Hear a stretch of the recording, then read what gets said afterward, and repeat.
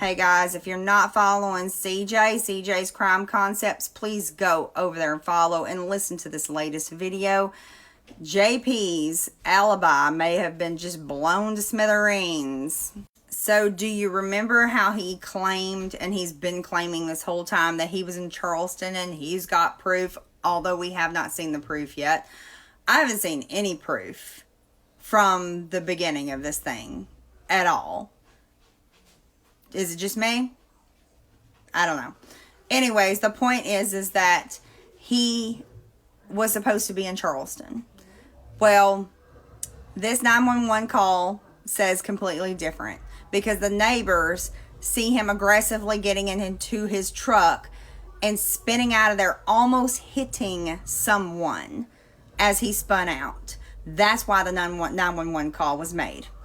So now it kind of makes sense why JP's father said what he said about how, that he didn't really know where he was, basically. In other words, he wasn't backing his son as to where he was. And another thing that they actually kind of thought of, and it's got me thinking now, is that JP's oldest son looks just like him. How do we know that his son, allegedly, okay, I got to say that for, TikTok purposes. How do we know his son was not driving that truck that day and that JP was driving a different truck? Because there has been that speculation also of the two different trucks.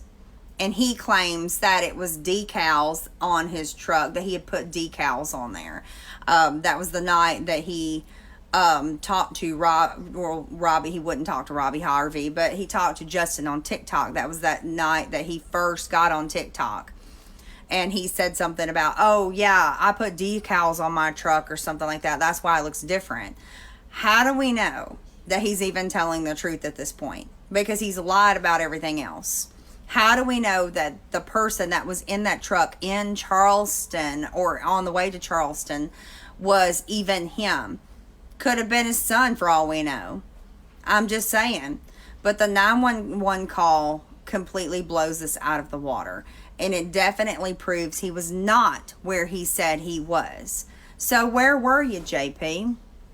What were you doing in Myrtle Beach that morning? Because you were obviously not in Charleston, allegedly.